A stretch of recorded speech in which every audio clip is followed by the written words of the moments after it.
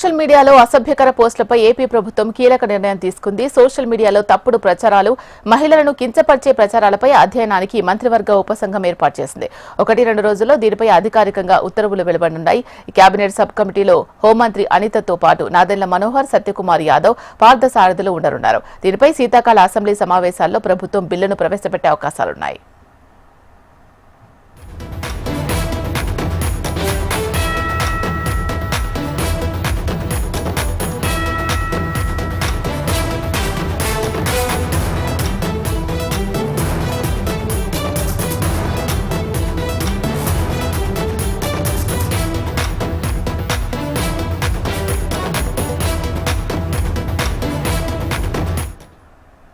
Social మీడియాలో అసభ్యకర పోస్టులపై AP ప్రభుత్వం కీలక నిర్ణయం తీసుకుంది.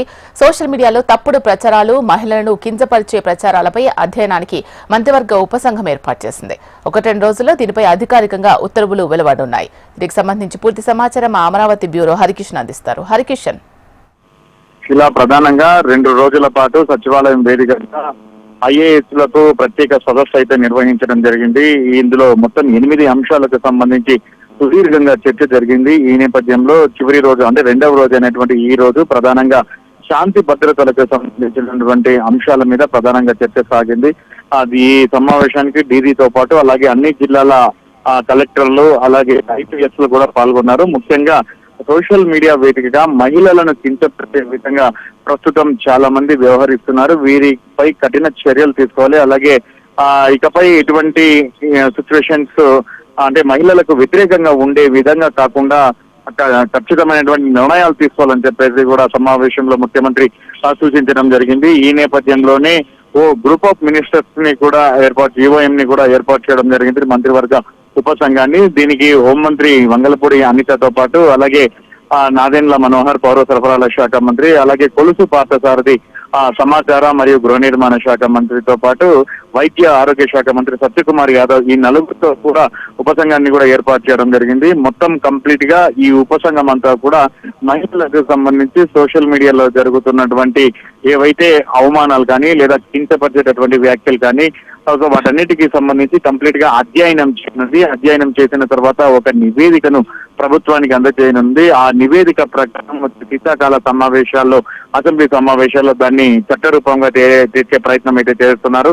ముఖ్యంగా మహిళల విషయంలో ఆది నుంచి కూడా టీడీపీతో పాటు కూటమి ప్రభుత్వం ఒక నిర్దిష్టమైనటువంటి విధానంతో ముందుకు వెళ్తున్నటువంటి నేపథ్యంలో ఇకపై సోషల్ మీడియాలో ఏ మహిళను అంటే పార్టీలకు అతీతంగా, వర్గాలకు అతీతంగా కంపల్సరిగా ప్రతి ఒక్కరిని కూడా మహిళలకు సంబంధించి కించపరిచే విధంగా వ్యాఖ్యలు చేస్తే ఎట్టి పరిస్థితుల్లో సహించేది లేదు. వారికి సంబంధించి ఏ సెక్షన్ల కింద నమోదు చేయబడతాయి, సో ఎన్ని సంవత్సరాల పాటు శిక్షలు పడతాయి, సో వీటన్నిటికి సంబంధించి నిపుణులతో ఎవరైతే వారికి సంబంధించినటువంటి వారితో చర్చించి కఠిన నిర్ణయాలు తీసుకునేందుకు కూడా ఈ గ్రూప్ ఆఫ్ మినిస్టర్స్ ను ఏర్పాటు చేయడం జరిగింది. ముఖ్యంగా ఈ సందర్భంగా ముఖ్యమంత్రి ఒకటి సూచించడం జరిగింది.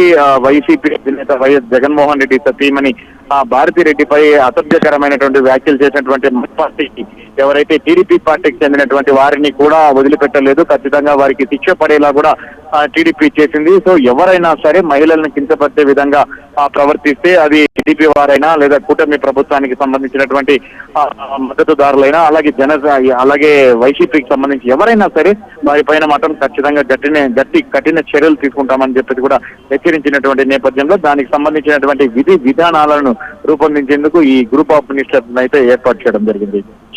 Thank you Harikishan.